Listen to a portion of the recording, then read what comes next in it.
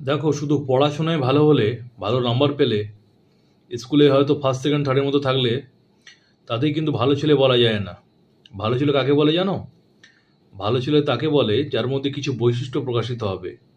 শুধু পরীক্ষায় নাম্বারের মাপকাঠিতে ভালো ছেলে হওয়া যায় না, ভালো মেয়ে হওয়া যায় না। আজকাল দিনে, বর্তমান সময়ে শুধু পরীক্ষায় নাম্বার পেলেই সবাই তাকে ভালো বলে। কিন্তু সত্যিকারে ভালো ছেলে মেয়ে কাকে বলে জানো? শোনো ভালো করে।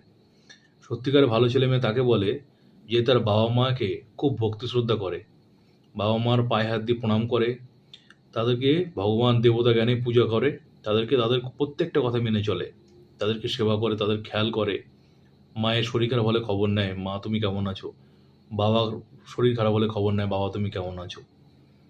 ভালো ছেলে মেয়ের সব থেকে গুরুত্বপূর্ণ বৈশিষ্ট্য, কারণ বাবা মা হলো সব থেকে বড় ভগবান। যদি কেউ থাকে, অনেক ভগবান তো আছে, ঈশ্বর আছে, বাবা মা হলো তোমাদের কাছে সব থেকে বড়। কেন বলো তো?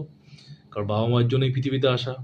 আর মা বাবা যেভাবে কষ্ট করে তোমাদেরকে মানুষ করে, যতটা তোমাদের ভালো চায়, এরকম পৃথিবীতে কেউ কোনোদিন চাইবে না। বড় হও, বুঝতে পারবে বাবা মায়ের থেকে আপন কোনোদিন কেউ হতে পারে না। বিশেষ করে মায়ের থেকে আপন কেউ হতে পারে না। বাবার থেকেও, বাবার থেকেও মা আরো বেশি আপন। ঠিক আছে? যার শরীরের মধ্যে তোমার সৃষ্টি, তোমার জন্ম। তাহলে এটা ১ নম্বর বৈশিষ্ট্য। ২ নম্বর বৈশিষ্ট্য হলো যে শিক্ষক মশাইয়ের কথা শোনে। শিক্ষক মশাই যা বলেন সেটা মেনে চলার চেষ্টা করেন।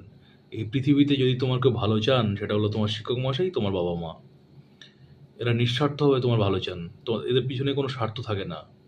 ঠিক মনে রেখো, তোমার ভালোর জন্য শিক্ষক মশাই, বাবা মা সবসময় দিনরাত চিন্তা করে। এদের কথা শুনতে হবে, এদের দেখানো পথে তোমাকে চলতে হবে। এটা। আর যারা বন্ধুদের হেল্প করে, কোনো বন্ধুকে হিংসা করে না, কোনো বন্ধুকে হিংসা করে না। কোনো দুর্বল বন্ধু যদি তোমার হাত ধরে উঠতে চায়, তাকে হেল্প করতে হয়, সাহায্য করতে হয়। কখনো হিংসা করবে না কাউকে, সবাইকে সাহায্য করো। দেখবে তুমি উপরে উঠবে। এটা থাকে বৈশিষ্ট্য। আর যে অল্প কথা বলে, কম কথা বলে, বেশি কথা বলে না, শোনে বেশি, বলে অল্প কিন্তু ঠিকঠাক বলে। এটা। আর যে খুব পরিশ্রমী হবে, অলসতা যার মধ্যে থাকবেই না, খুব পরিশ্রমী। খুব বেশি বই পড়বে, অনেক জ্ঞান অর্জন করার চেষ্টা করবে। যার মধ্যে অহংবোধ থাকবে না, যে আমি সব জানি, সব পারি, এরকম নয়। সবসময় এরকম ভাব থাকবে যে আমি জানি, কিন্তু আমাকে আরো বেশি করে শিখতে হবে।